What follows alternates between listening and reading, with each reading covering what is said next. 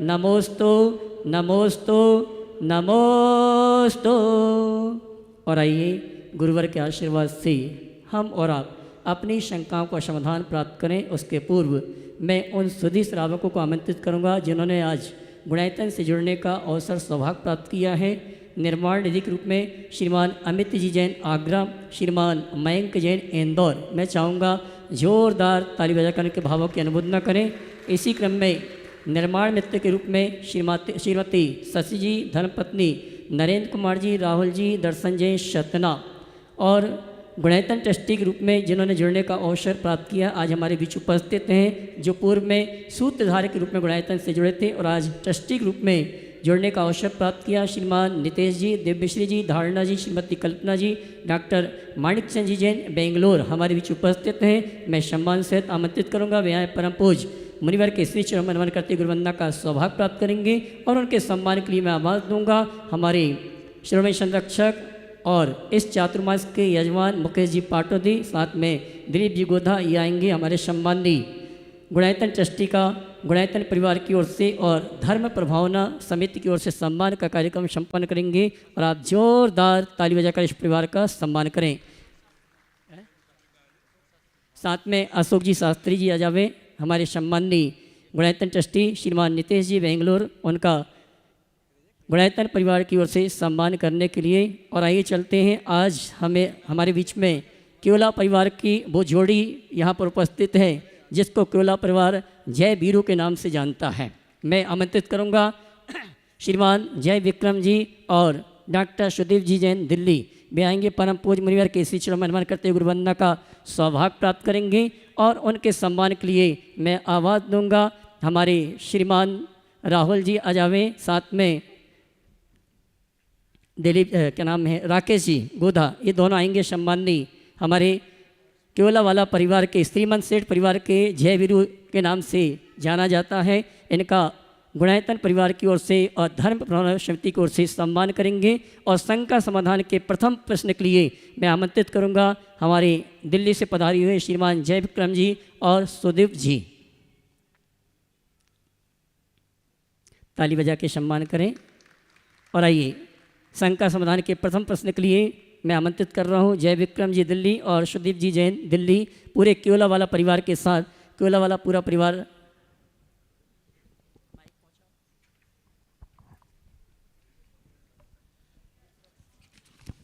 नमोस्तु महाराज जी, नमोस्तु नमोस्तु नमोस्तु। महाराज जी, मेरा सवाल मेरे काम से रिलेटेड ज़्यादा है।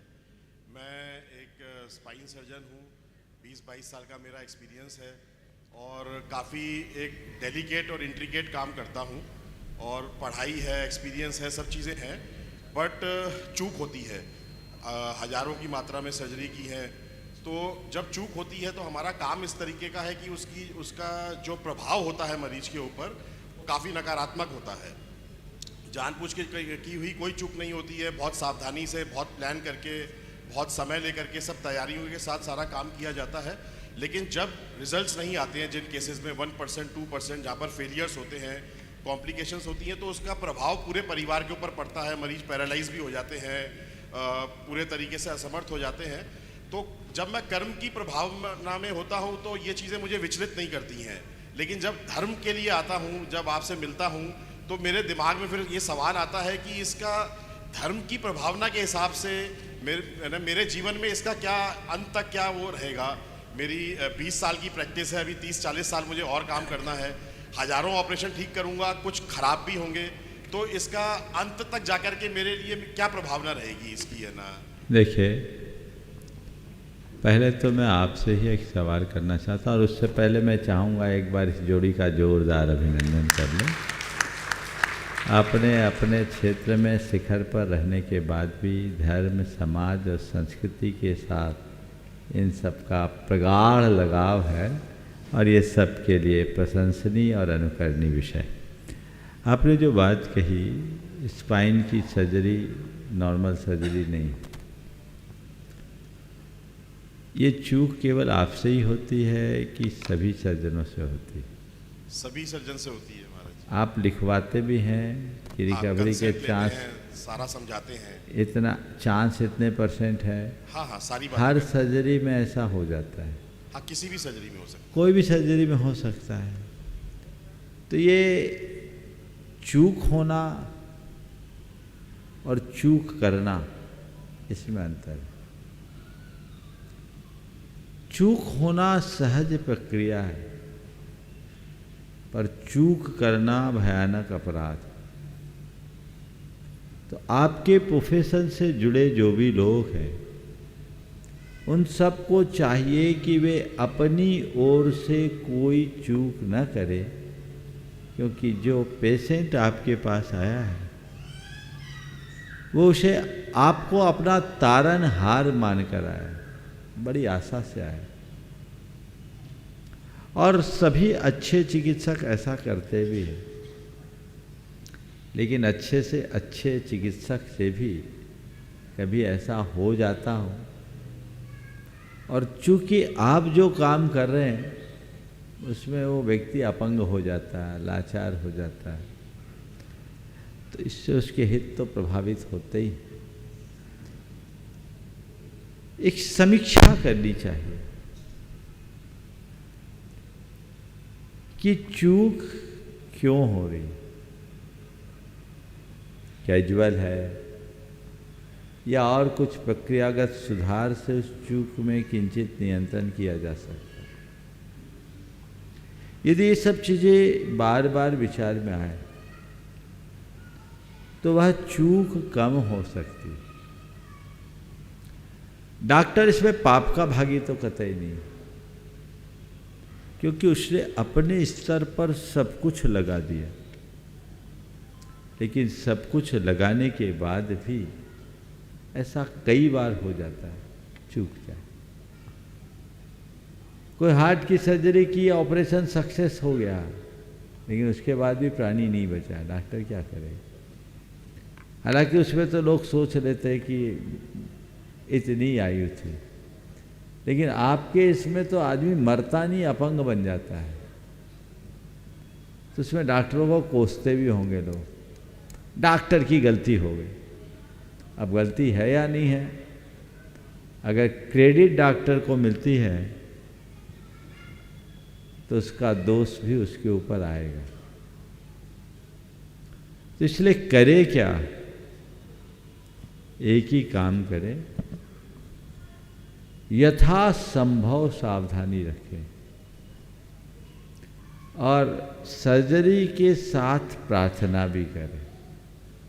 एक बात और मानस में अंकित करें, हम आप कर्ता नहीं हैं, केवल निमित्त हैं।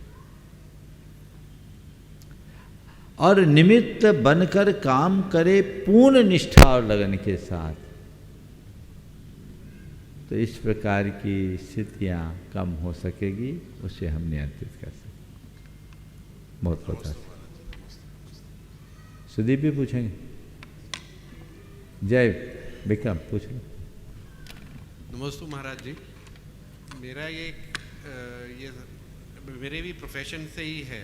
आज मैं उनकी सेवा कर रहा था बड़ी मम्मी जी की, और लेकिन उनको तकलीफ़ हो रही थी ज़्यादा, ठीक है, जो कि वो चेतना में नहीं है, इसलिए वो नहीं बयान कर पा रही हैं अपनी वो चीज़ें।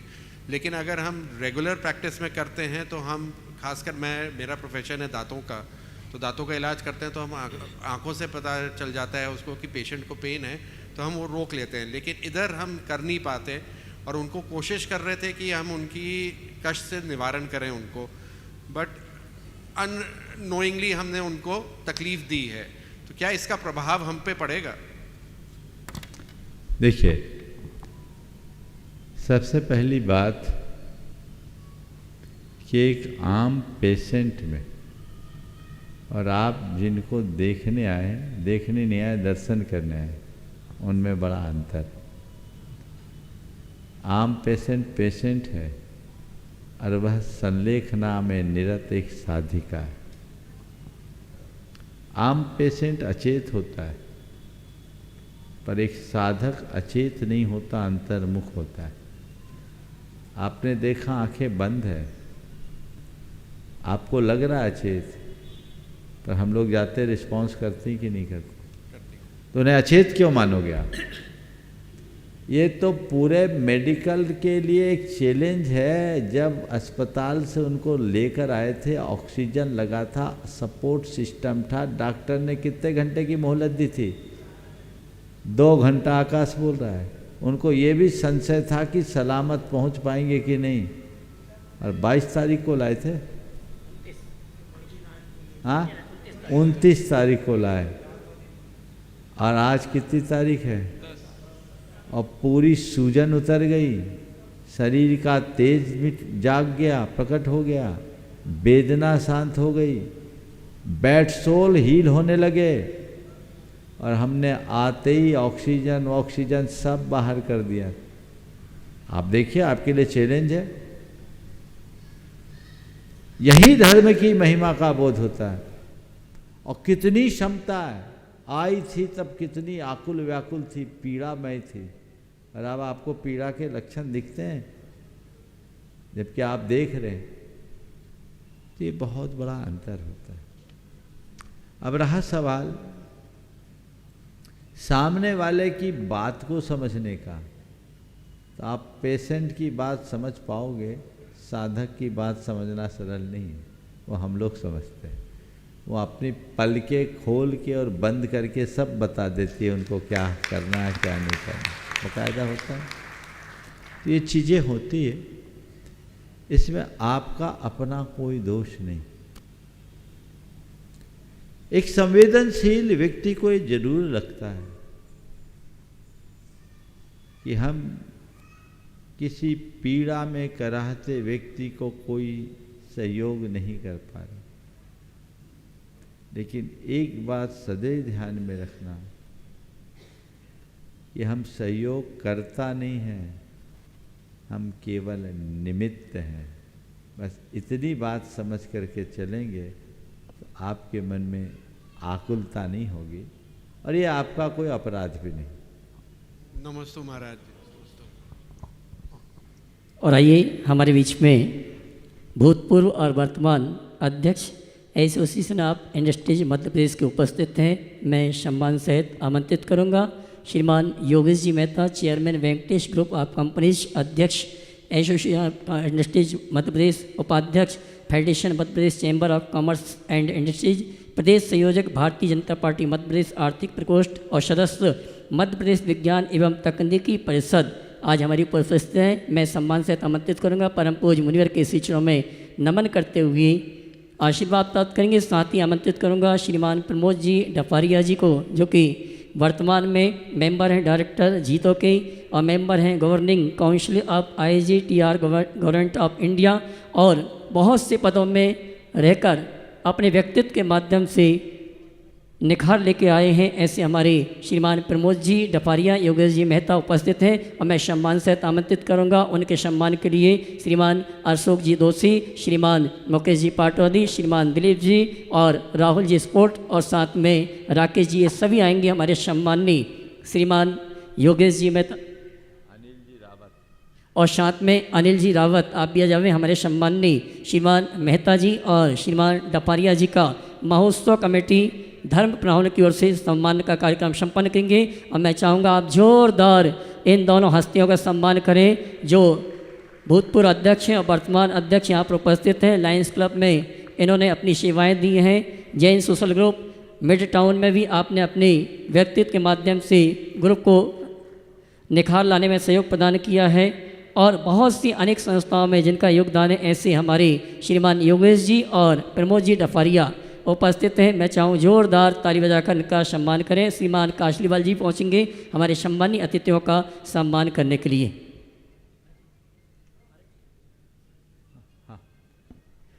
और आइए मैं आमंत्रित करूंगा अपनी बात रखने के लिए अशोक जी।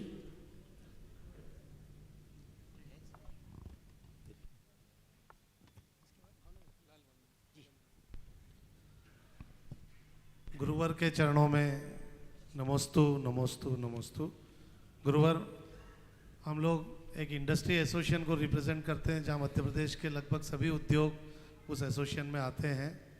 तो अहिंसा के सिद्धांत को व्यावसायिक प्रथाओं में, मैन्युफैक्चरिंग एक्टिविटी में कैसे प्रतिपादित करें, विशेषकर मैन्युफैक्चरिंग एक्टिविटी में जब प्राकृतिक संसाधनों का उपयोग बहुत अधिक मात्रा में होता है, तब इस तरीके से हम जो हमारा अहिंसा का सिद्धांत है उसको हम कैसे आगे बढ़ा सकते हैं, ला सकते हैं। देखिए, उद्योग में हिंसा हो चलेगा, मेरी बात को ध्यान से सुनिएगा।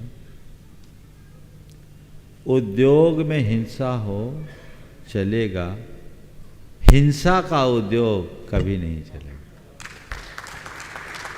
अब आप क्या कर रहे हैं, किस चीज की मैन्युफैक्चरिंग कर रहे हैं, वहां हिंसा हो रही है या हिंसा कर रहे हैं?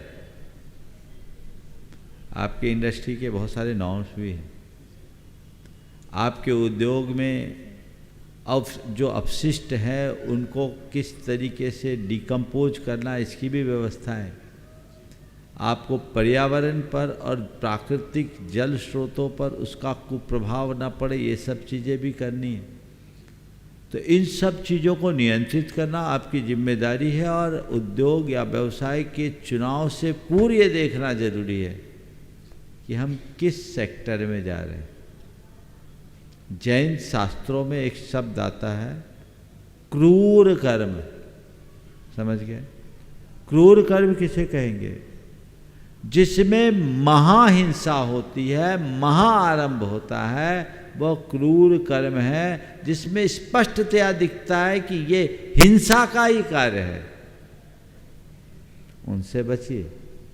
कर्म का निषेध नहीं, क्रूर कर्म का निषेध है। तो क्रूर कर्मी नहीं बनना, अहिंसक उद्योग को हम चलाएं। उद्योग में हिंसा तो होगी, उससे कोई नहीं बच सकता, पर हम ये देखें कि किस प्रकार का उद्योग हम चुन रहे हैं, इतना ध्यान में रखें तो चलिए। धन्यवाद। नमोस्तु। आप भी चलिए। और आगे चलते हैं। आत्मशुद्धि का आधार मन को परिष्कृत करने की प्रक्रिया, जीवन को सकारात्मक दिशा देने की प्रेरणा, सरल सहज संयमित और स्वस्थ जीवन का वैज्ञानिक आधार भावना योग, और भावना योग के माध्यम से भावना योग and health of Indore. Indore को भावना योग के माध्यम से कैसे स्वस्थ किया जाए, कैसे धर्म ध्यान की ओर भूमिका बने, इसके निमित्त से आज हमारे बीच में श्रीमान शंकर जी लालवानी और श्रीमती विनीता जी कोठारी हमारे बीच उपस्थित हैं। साथ में हमारे सांसद प्रतिनिधि भाई रितेश जी उपस्थित हैं। मैं सम्मान सहित आमंत्रित करूंगा, वे आए परम पूज्य मुनिवर के श्री चरण वंदना करते हुए वंदना का सौभाग्य प्राप्त करें। और जिस उद्देश्य को लेकर, जिस निमित्त को लेकर आज यहाँ पर श्रीमान शंकर जी यहाँ पर उपस्थित हैं, विनीता जी कोठारी जी उपस्थित हैं, अपनी बात हमारे बीच में रखेंगे।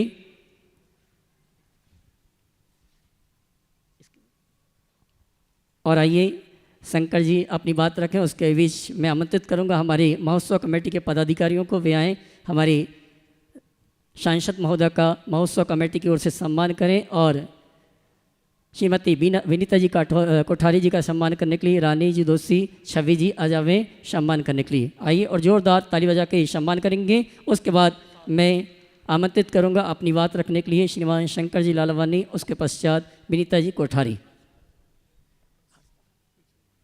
साथ में हर्ष भैया भी आ जावे सम्मान के लिए। विजय भैया आप भी आ जावे हमारे सम्मानी शंकर जी लालवानी जी का सम्मान करने के लिए। आइए जल्दी।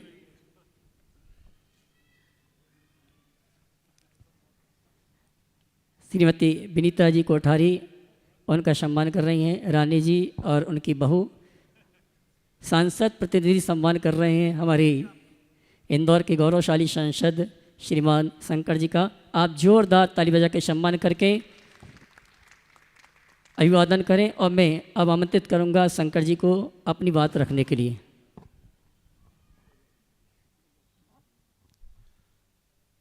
गुरु जी के चरणों में नमस्तु। पिछले कुछ समय से हेल्थ हब इंदौर के माध्यम से हम इंदौर के हेल्थ को लेकर चिंतित थे और उसको लेकर लगभग 3 लाख लोगों का इंदौर में पिछले समय हेल्थ चेकअप कराया।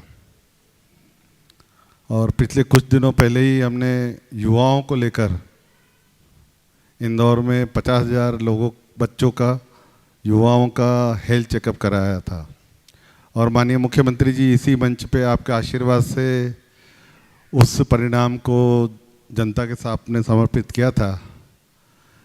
गुरुदेव, चिंता यह है कि जो ये परिणाम, ये हेल्थ ऑफ इंदौर के जो नतीजे आए, जो रिपोर्टें आई है, वो आश्चर्यजनक भी हैं और चिंताजनक भी है।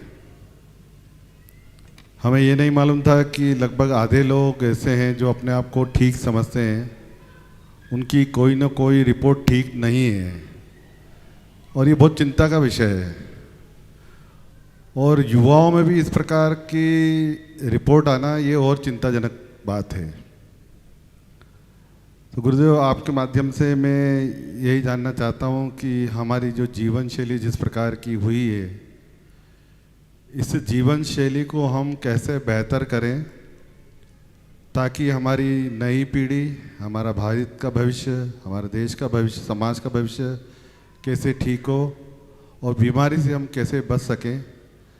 हमारे साथ जो सेंट्रल लैब की डॉक्टर विनीता कोठारी है, उन्होंने उस पर रिसर्च भी की है और मैं उनसे निवेदन भी करूंगा कि 2 मिनट वो रिसर्च के बारे में भी अपनी बात कहें।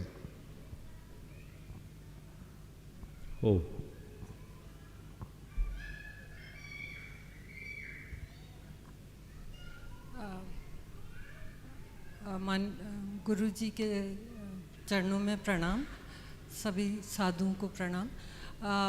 अभी हाल ही में जो सांसद जी बात कर रहे थे, 50,000 युवाओं का यहाँ जब टेस्टिंग का एनालिसिस शेयर किया था, उसके अगले दिन यहीं मोहताबाग में समाज के लोगों की भी टेस्टिंग हुई थी और मैं आपसे उसके रिजल्ट्स शेयर करना चाहती हूँ। हाँ। तो ये बहुत ही ज़्यादा शॉकिंग डाटा है। 25% से ज़्यादा लोगों का ग्लूकोज बढ़ के आया था। वो सब लोग यहीं जो शिविर में थे उन्हीं में से ये टेस्ट हुआ है। करीब 60% लोगों का कोलेस्ट्रॉल बढ़ा हुआ था। बहुत ज़्यादा लोगों का क्रिएटिनिन और लिवर एंजाइम बढ़ी हुई थी।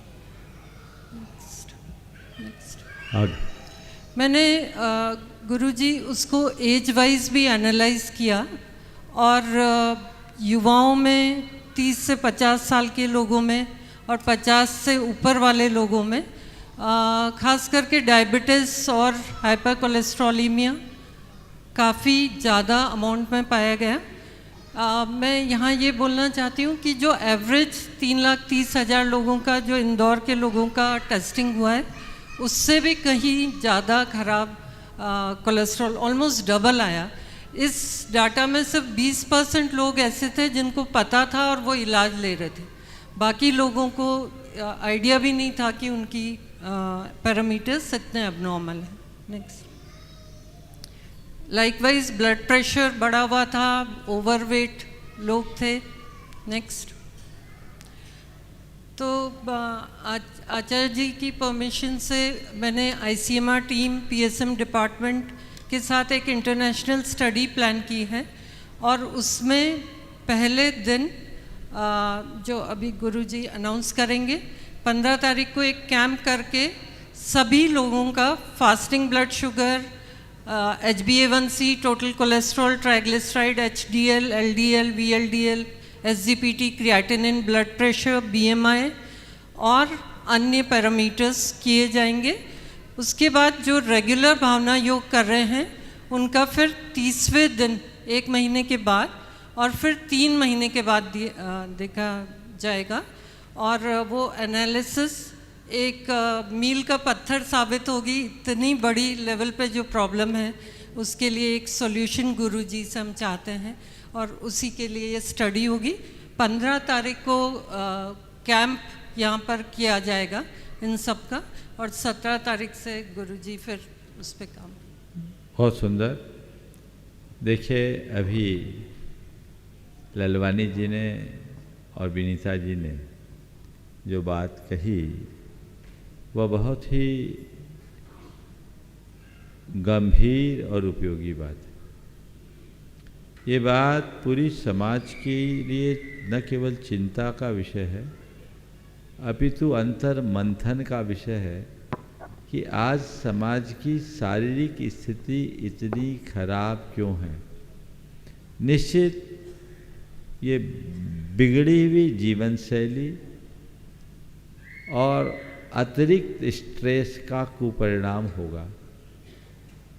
यदि इसमें थोड़ा परिवर्तन कर लिया जाए तो लोगों का जीवन पूरी तरह सुरक्षित और सलामत हो सकता है। आज हमें चाहिए कि संपूर्ण समाज के बाहरी भीतरी स्वास्थ्य को हम सुरक्षित करें, और बाहरी भीतरी स्वास्थ्य को सुरक्षित करने के लिए समाज में जागरूकता की भी जरूरत है और क्रियाशीलता की भी अपेक्षा है। हम चाहते हैं पूरी समाज को जागरूक किया जाए ताकि समाज पूर्णतः स्वस्थ रहते हुए सकारात्मक दिशा में आगे बढ़ सके। तो समाज को स्वस्थ रखना है, कैसे रखे? शंकर जी बहुत संवेदनशील व्यक्ति हैं। बहुत कम जनप्रतिनिधियों में ऐसी भावना और ऐसी तत्परता देखने को मिलती है। ये इंदौर वालों के लिए बड़े गौरव का विषय है कि ऐसे व्यक्ति आपके संसदीय क्षेत्र का प्रतिनिधित्व कर रहे हैं। ये बहुत उत्तम काम है। प्राय नेता लोग उस तरह के उपक्रमों को ज़्यादा प्रमुखता देते हैं जिससे उनका वोट बैंक सुरक्षित होता है, लेकिन पहले नेता को हमने ऐसा देखा कि जो वाकई में समाज कल्याण के उपक्रम को आगे बढ़ा रहे हैं। मैं इनके इस कृत्य को अभिनंदनीय कृत्य के रूप में देखता हूं और समाज को ऐसे व्यक्ति का पूरा पूरा सत्कार करना चाहिए। इस विषय की जब चर्चा इन्होंने मुझसे की, विनीता जी कोठारी भी बड़ी लगनशील चिकित्सा के क्षेत्र में रहते हुए भी वो बहुत अच्छा काम कर रही है और अनेक बार मेरे पास आई। जब उन्होंने मुझसे कहा कि महाराज समाज की ये स्थिति है, तो मैंने कहा अपने को तो सर्व समाज पर ही एक काम करना चाहिए। तो एक योजना मेरे मन में आई है। उस योजना के माध्यम से हम समाज के बाहरी भीतरी स्वास्थ्य में व्यापक सुधार ला सकते हैं। आप लोग विगत दिनों भावना योग के शिविर में ये चीज़ अच्छे से देखे। भावना योग के शिविर में कुछ परीक्षण भी करा गया। शिविर के पहले और शिविर के बाद में जो डेटा आए उसमें भी अंतर है। पहले वाले में ये जो वहाँ पर वो शायद आपके पास होगा नहीं, अभय प्रशाल में जो हुआ था, अगर हो तो उसको दिखा दें, तो वो अंतर आया। तो मेरे मन में एक विचार आया और मैं चाहता हूँ उस विचार की शुरुआत अब यहाँ से होनी चाहिए। एक ग्रुप बनाया जाए लोगों का, 300-400 लोग जितने हों, और वो इंदौर के हों या इंदौर के बाहर। इंदौर के हो तो सबसे उत्तम। वे भावना योग करने से पहले अपना परीक्षण कराए बाकायदा रजिस्ट्रेशन के साथ, और उनकी पूरी जांच का रिकॉर्ड हो। विनीता जी उसको देखेंगी। मैंने उनके ही जिम्मे देने का मन बनाया, वो सक्षम है। शंकर जी के नेतृत्व में ये काम करे, उनकी पूरी रिपोर्ट रहे, धर्म प्रभावना समिति उनमें सहयोगी बने और उस रिपोर्ट का पूरा रिकॉर्ड रखा जाए। वो प्रतिदिन भावना योग करे। और मैं इनके लिए एक नया भावना योग डिजाइन किया हूँ, मात्र 12 मिनट का, शॉर्ट में, अभी कल ही हुआ है। मात्र 12 मिनट, ज़्यादा आपको करने की ज़रूरत नहीं है। और ये ग्रुप जुड़े 2-3 दिन में अपना रजिस्ट्रेशन शुरू कर दे। कल नवमी है ना, परसों नवमी है, परसों नवमी है, परसों से रजिस्ट्रेशन की शुरुआत करा लीजिए, जांच की शुरुआत करा लीजिए। 4-5 दिन में जितने लोग हो जांच करें, जांच कराए, उनका रिकॉर्ड हो। यहाँ रहने वाले, घरों में सुनने वाले, वे अपनी जांच की पूरी उसकी प्रक्रिया आपको प्रमाणिक ऐप में मिल जाएंगे। और वो पूरा एक फॉर्म होगा, कोठारी जी आकर के आपको और डिटेल बता देंगे। आप भरिए कौन कौन इस मुहिम का हिस्सा बनना चाहते हैं। पूरे भारतवर्ष में एक बड़ा सैंपल साइज हो, और इस प्रयोग को यदि आप करोगे तो मैं अपनी अनुकूलता अनुसार आप लोगों के लिए लाइव भी भावना योग करा सकता हूँ। इतने लोगों के लिए एक अलग स्पेशल पैकेज होगा। हम कहीं भी रहें, आप ऑनलाइन ये लाइव ले सकते हो। हमारे बिहार आदि की व्यस्तता को छोड़कर, अन्य कार्यक्रमों की व्यस्तता को छोड़कर अल सुबह हम ये कार्यक्रम करा सकते हैं, क्योंकि हम कराएंगे तो आपके साथ मेरा भावना योग भी हो जाएगा। 12 मिनट का समय वो आप करिए, शामिल होइए, और हम देखना चाहते हैं कि इसका क्या परिणाम आता है, उसका परीक्षण हो। और जो विशेष बीमारी वाले लोग हैं, जैसे कैंसर है, किडनी की बीमारी है, लीवर की बीमारी है, लंग्स की बीमारी है, और कोई बड़ी डिजीज है, उनके लिए भावना योग में ऊर्जा प्रवाह विशेष रूप से कराना होगा। तो वो एक थोड़ा लंबा समय का होगा। लोगों को 45 मिनट कुछ ज़्यादा लगता है, मैं उसको भी कट शॉर्ट कर रहा हूँ, और उसके भी प्रभाव को पहले खुद मैं समझूंगा, फिर आप लोगों के बीच रखूँगा। वो एक बड़ा है, लेकिन जब तक अभी दूसरा आपको नहीं मिलता, आपको पूर्ण सेशन लेना है। अभी यहाँ blood pressure, diabetes, lifestyle disease, hypertension, depression, anxiety, fear, failure fear आदि के जितनी भी चीज़ें, जितने भी डिसऑर्डर्स हैं, उनसे रिलेटेड जितने लोग हैं, वे अपना रजिस्ट्रेशन कराएं। विनीता जी अपनी टीम के माध्यम से आपको गाइड करेगी। मुझे पक्का विश्वास है कि इसके बहुत ही चमत्कारिक परिणाम आएंगे, और विश्व पटल में जब ये परिणाम रखा जाएगा तो भावना योग को जगत व्यापी बनाने में सहूलियत होगी। और इसके अलावा भी जल्दी से जल्दी, अभी धर्म प्रभावना समिति बहुत दिनों से लगी है, हो सकता है कुछ ही दिनों में एक बृहद भावना योग का शिविर भी यहाँ आयोजित हो, अनुकूलता जैसी बनेगी। लेकिन जब तक है ये कार्यक्रम, जितने लोग 300, 400 जो उचित समझे उतने लोगों का रजिस्ट्रेशन हो सकता है। बस इसमें वे ही लोग अपना रजिस्ट्रेशन करें जो ईमानदारी से ऐसा करना चाहते हैं, और इसके परिणाम से जगत को परिचित कराना चाहते हैं। आप अपना पहले से टेस्ट कराएं, और टेस्ट कराने के साथ इससे जुड़े और जुड़ करके आगे का कार्यक्रम करें। इसमें अगर आपके खान पान के पक्ष को भी जोड़ा जाएगा तो सोने में और सुहागा जैसी स्थिति होगी। निश्चित मान करके चलिए, 1 महीने में ही काया पलट हो जाएगी। 3 महीने तो हमने बहुत ज़्यादा सोचा है। अच्छा परिणाम आएगा, 100% परिणाम आएगा, ऐसा मेरा विश्वास है। आप सब इसमें जुड़िएगा, सभी को जुड़ना है, और आज से इसकी शुरुआत हो रही है। ये सूचना आपको है प्रमाणिक ऐप में। आज से सुविधा है, कल से होगी, कल से आपको सुविधा होगी। आपको वहाँ रजिस्टर्ड करना है, पूरे देश के लोग। और ये केवल जैनियों के लिए नहीं, ये जन जन के लिए है। शंकर जी यहाँ अपनी टीम के साथ लगे हैं। इस मंच से इसलिए कहा जा रहा है कि इस प्रयोग में निष्ठावान समर्पित लोग आगे आए, और वे लोग भी आगे आए जो नियमित भावना योग करते ही हैं। हजारों लोग करते हैं।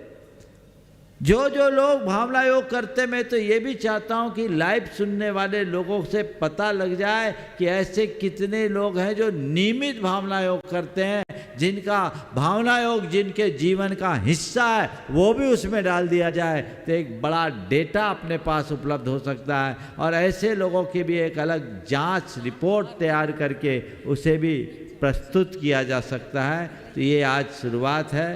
और ललवानी जी हमारे इंदौर पदार्पण के पहले से ही रास्ते में जब इनकी पहली मुलाकात हुई थी तभी इन्होंने भाव व्यक्त किया था।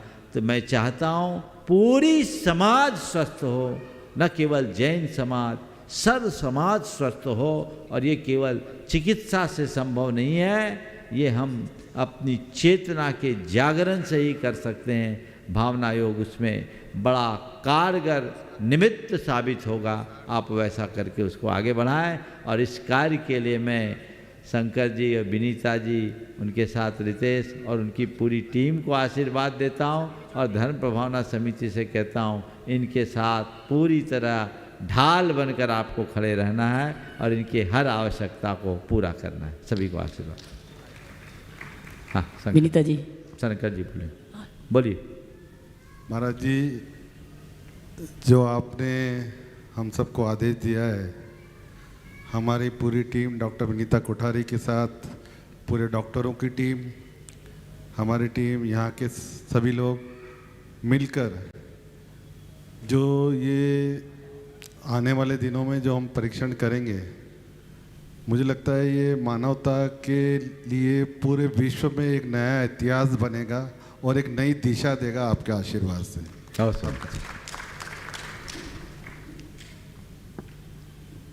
एक जो लोग इंदौर के बाहर से अगर जुड़ना चाहते हैं तो वो भी रजिस्ट्रेशन में हमको एड्रेस मिल जाएगा, तो इंदौर के बाहर भी सैंपल कलेक्शन और वो फॉर्म जो रहेगा प्रमाणिक ऐप में, जो फॉर्म डिजाइन किया जाए डॉक्टर साहब से बात करके कोठारी जी से, उसमें सारे ऑप्शन होंगे, उनके कॉन्टैक्ट नंबर्स वगैरह सब आएंगे, आपको हो जाएगा कोऑर्डिनेट, यहाँ हो जाए। हाँ हाँ, ये देखिए आ गया है फॉर रजिस्ट्रेशन में व्हाट्सएप नंबर भी आपका जारी कर दिया गया। ठीक, बहुत सुंदर, बहुत सुंदर। सभी से कहना चाहूँगा, इस अभियान से जुड़ते हुए भावना योग को जन जन तक पहुँचाने में सहयोग करेंगे।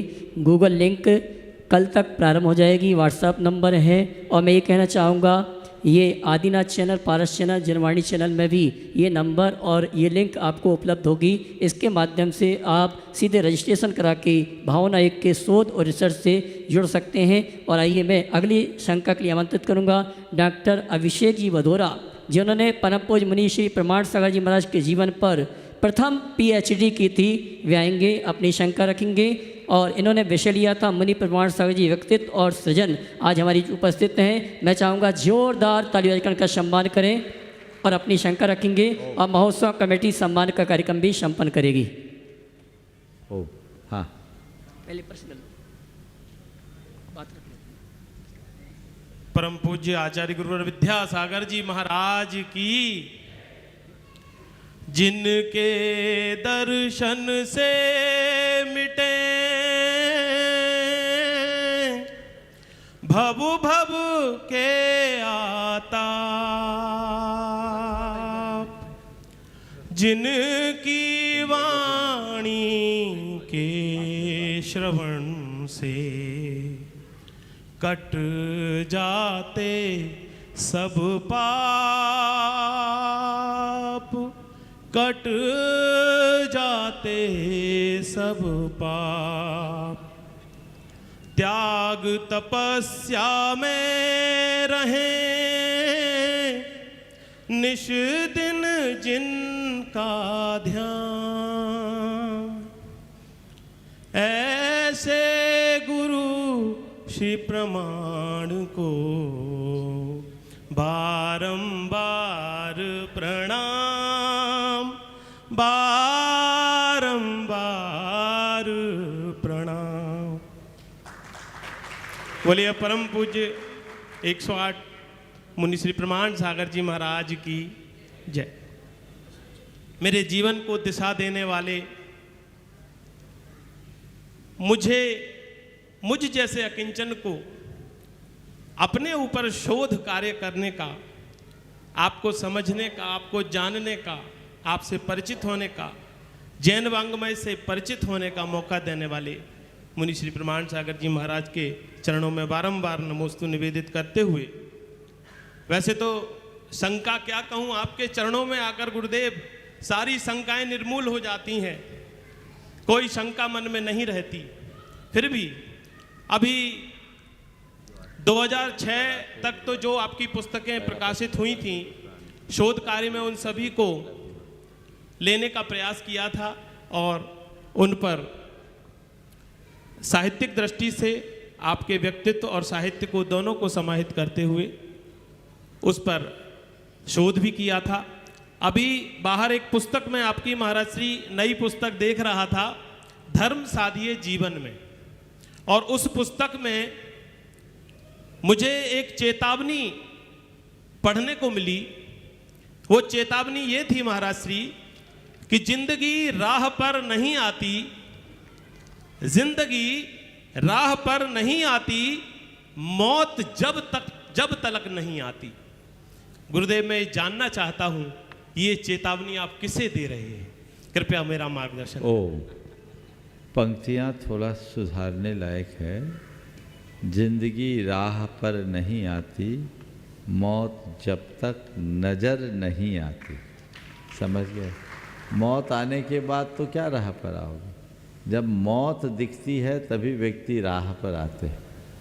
इसे राह पर लाने की बात सबको समझना चाहिए और ये बात अपने मन मस्तिष्क में अंकित करना चाहिए कि एक दिन सबको जाना है। तो जाना है ये तय है, तय हमें केवल ये करना है कि कैसे जाना है, और कैसे जाना है इसके लिए हमें मानसिक रूप से तैयार होना है, वो तैयारी होनी चाहिए। मैं चाहूँगा डॉक्टर अभिषेक भदौरा का जोरदार अभिनंदन करें। ये उस समय से जुड़े 2002 में इन्होंने शोध कार्य किया, PhD जब ये पढ़ रहे थे। अभी तो दिल्ली में ये व्याख्याता है और बहुत अच्छा काम कर रहे हिंदी साहित्य के, लेकिन वो पहली कृति थी और वो प्रकाशित भी हुई, सराही भी गई। उसके बाद तो 4 और शोध प्रबंध लिखे जा चुके हैं, अभी भी कई लोग कर रहे हैं। लेकिन ऐसे लोगों को हमें ज़रूर प्रोत्साहित करना चाहिए और मैं यही कहूँगा कि जिस दिशा में आगे बढ़े हो बढ़ते रहो। हाँ, और आइए चलते हैं संघ का समाधान के शेष कार्यक्रम के संचालन के लिए निवेदन करूंगा क्षुल्लक स्वरूप सागर जी महाराज से। दोनों हाथ उठा के जयकारा लगाएंगे। बोले परम पूज्य श्री प्रमाण सागर जी महाराज की। प्रश्नों की इस श्रृंखला के अगले क्रम में आमंत्रित हैं नितेश दिव्याश्री धारणा Jain, aircraft engine designer, Bangalore, Gunayatan trustee. और अगले क्रम में तैयार रहेंगे अरविंद पायल लब्धि सेठी, जो मुनीश्री के गृहस्थावस्था के भ्राता हैं। नमोस्तु महाराज जी, नमोस्तु महाराज जी, नमोस्तु महाराज जी। महाराज जी के चरणों में सत सत वंदन। पूरे बेंगलोर ज्ञानोदय बेंगलोर परिवार की ओर से भी सभी की ओर से नमोस्तु नमोस्तु नमोस्तु। महाराज जी, मेरा नाम नितेश जैन है। मैं IIT दिल्ली से हूँ और एयरक्राफ्ट इंजन डिज़ाइन करता हूँ। 4 साल पहले आपसे एक प्रश्न पूछा था कि किस तरह से हमारा इन्वेस्टमेंट होना चाहिए, हमारे जीवन में इन्वेस्टमेंट कैसे हो, और आपने उसका उत्तर दिया था 4 आश्रमों को लेकर। मैं 50 की उम्र की तरफ बढ़ रहा हूँ, 2 साल रह गए हैं। एयरक्राफ्ट इंजन डिज़ाइनिंग में महाराज जी सेफ्टी फर्स्ट, यही हमारा मूल मंत्र होता है, क्योंकि हम हवा में उड़ते हैं और बहुत सारी सेफ्टी की चीज़ों का ध्यान रखना होता है। कई सारी त्रुटियां होती हैं और उससे रिलेटेड पहले डॉक्टर साहब ने जो प्रश्न पूछा था, आपने उसका समाधान तो कर ही दिया है कि हमें समीक्षा करना है और उसका ध्यान रखना है पहले से ही। एयरक्राफ्ट इंजन डिज़ाइनर तो हूँ, लेकिन महाराज जी आज जो गुणायतन का समवचरण का जो मॉडल देखा 3D, उसको पहली बार इस तरह से मैंने दर्शन किए हैं।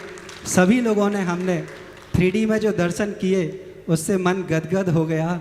बहुत ही सुंदर रचना है और रिकमेंड करूँगा कि जितने भी ज़्यादा लोग उसको देख सकें उनको बहुत ही उसका अच्छा अवसर मिलेगा। प्रश्न मेरा महाराज जी चेंज हो गया है।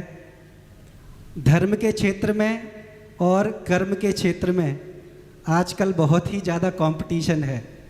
कर्म के क्षेत्र में तो बहुत कंपटीशन है ही।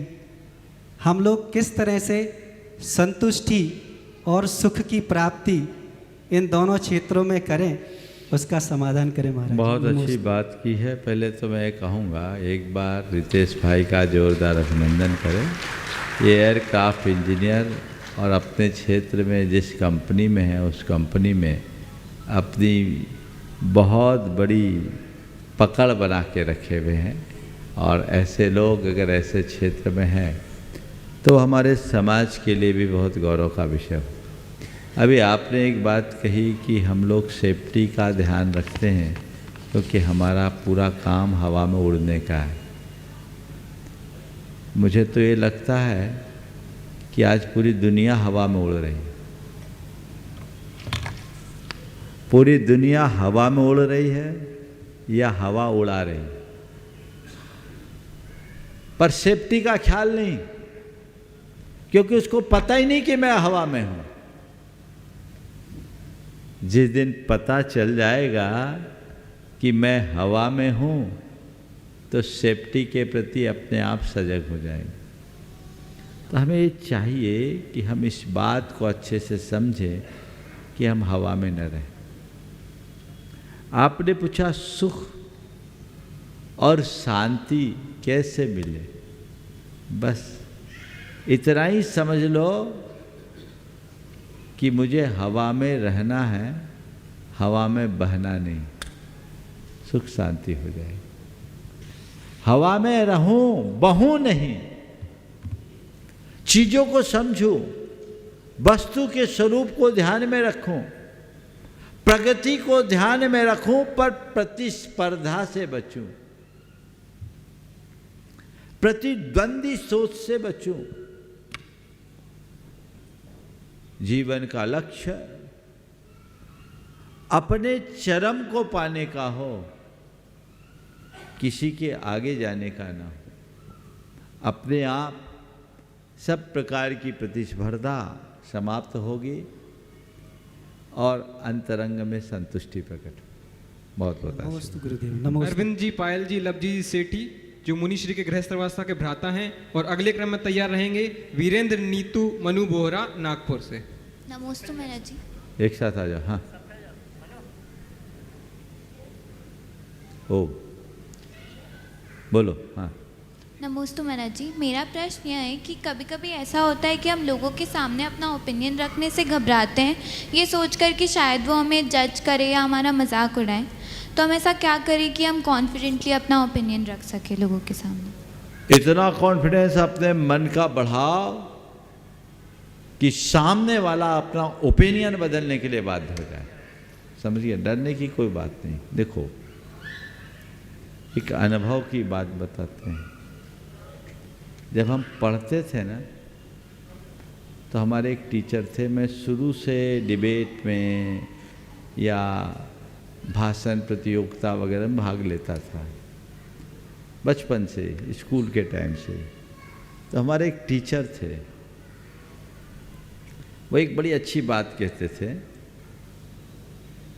कि जब तुम बोलने को खड़े हो किसी भी विषय में, तो ये मत देखो कि हमारे टीचर, क्लास टीचर या हेड मास्टर खड़े हैं। बहुत, जब मैं मिडिल स्कूल में पढ़ता था तब की बात है। ये टीचर, क्लास टीचर या हेड मास्टर खड़े हैं, ये मत सोचो। ये सोचो कि ये सब गधे हैं। वो बोलते थे, उनकी बात में उन्हीं के शब्दों में बोल रहा हूँ। ये सोचो कि ये सब गधे हैं। मैं इस विषय का जानकार हूँ क्योंकि मैं इसकी तैयारी करके आया हूँ, और जो मैं बोलूँगा सही बोलूँगा, ये कॉन्फिडेंस अपने आप रखो। और वो एक बात और बोलते थे कि जब बोलना शुरू करो तो गहरी श्वास अंदर ले लो। शुरुआत श्वास गहरी लेके, उस समय मुझे नहीं मालूम होता था इसके पूरक स्वर होता है, पर उस समय उन्होंने बताया जब मैं 5वीं 6वीं क्लास में पढ़ता था। तुम्हारे अंदर कॉन्फिडेंस आएगा, समझ गए? तो वो चीज़ मैं आज भी अपनाता हूँ। तुम लोग देखते हो कि जब मैं बात करता हूँ तो मेरा कॉन्फिडेंस लेवल क्या रहता है? रहता है ना। तो ये कॉन्फिडेंस सबके अंदर हो सकता है, सबको रखना चाहिए, सब रखा जा सकता है। किसी के सामने बोलने में झिझक क्यों? यदि मैं अपने आप में स्पष्ट और पारदर्शी हूं तो मेरे अंदर कोई झिझक रह ही नहीं सकती।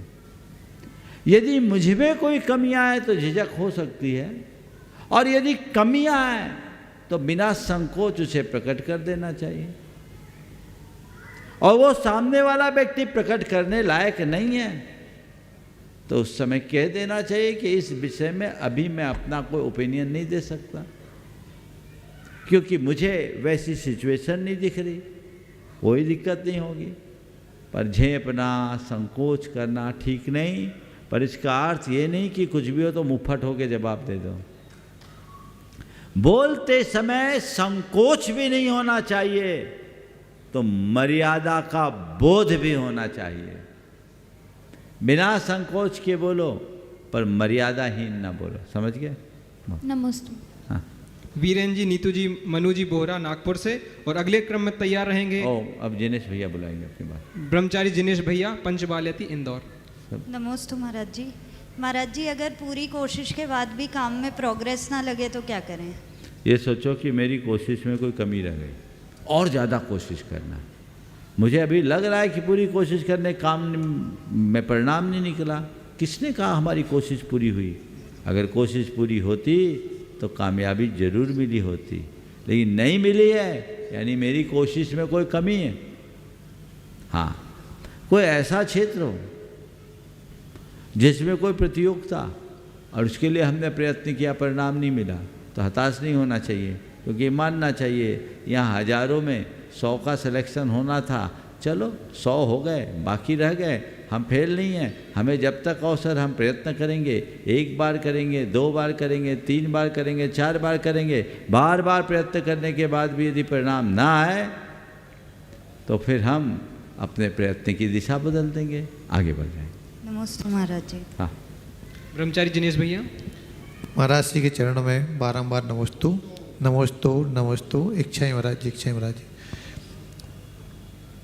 जो 7 नवंबर से 15 नवंबर तक सिद्ध चक्र महामंडल विधान, जो एक संस्कृत वाला मूल विधान पंचवालती मंदिर के पास प्रांगण में होने जा रहा है, उसमें 108 जो मंडल होंगे, उन मंडल में के साथ साथ 108 रथ यात्राएं होंगी। तो उस रथ यात्रा के लिए महाराज श्री मैं ही बोल देता हूँ, 1 मिनट बचा है। देखिए, अभी पहले तो मैं चाहूँगा पूरे ब्रह्मचारी टीम का जोरदार अभिनंदन कर दें। उस विधान की व्यवस्थाओं में ब्रह्मचारी दिनेश, सुरेश मलैया भी और बाकी सभी, सुनील आदि सब अच्छे से लगे हैं, और जो नहीं लगे उनको और अच्छे से लग जाना है, मैं ऐसी अपेक्षा रखता हूँ। देखिए बंधुओं, आने वाले दिनों में जो 15 तारीख को यहाँ रथ यात्रा होगी, वो इंदौर के इतिहास में एक नई इबारत बनेगी। उस रथ यात्रा में पूरे देश भर से बहुत रथ आ रहे हैं। अभी बहुत सारे स्थानों के रथों की सूचनाएं आ गई, और वहाँ की कमेटियों ने अपने अपने कमेटी में निर्णय लेकर प्रस्ताव भी पारित कर लिया कि इंदौर में होने वाली रथ यात्रा में हमारे यहाँ का रथ समर्पित होगा, सम्मिलित होगा। तो मैं पूरे देश के लोगों से कहता हूँ, जहाँ जहाँ रथ है और वो रथ आने की स्थिति में है, समाज को जहाँ की जानकारी, कमेटी को जहाँ की जानकारी, मुख्य रूप से दिनेश जी मलैया अपनी टीम के साथ और अमित शास्त्री इस कार्य में लगे हैं, और भी लोग लग जाएं, वे अपनी सूचना दें। यहाँ की कमेटी यहाँ से संपर्क करेगी और आप अपनी सूचना दें। वो रथ केवल आपको सूचना देना, आपके रथ को लाने और पहुँचाने की व्यवस्था यहाँ की कमेटी देगी, और रथ के साथ आप लोग आए तो आपका और स्वागत है, क्योंकि एक ऐतिहासिक घड़ी होगी। आप कल्पना करें, एक साथ 108 रथ पर 108 श्री जी का विहार होगा, कैसा अद्भुत अलौकिक दृश्य होगा। तो इस दृश्य में सभी सम्मिलित हों, तो जहाँ जहाँ भी रथ हैं, ये एक डेटा सबका होना चाहिए। आप विभिन्न माध्यमों से बता दें, कहीं नहीं है तो आप प्रमाणिक ऐप पे डाल दें, इंटरनेट पे डाल दें, वेबसाइट पे डाल दें। आपसे ये सूचना आते ही संपर्क किया जाएगा। अभी तक लगभग 85 हो गए ना, 105 के लगभग हो गए। सुनिश्चित कितने हुए? सुनिश्चित हो गए 65 रथ सुनिश्चित हुए हैं। अभी पूरा करना है। 105 की सूची इनके पास आई है, संपर्क ये कर रहे हैं, पर हमें पूरे 108 चाहिए।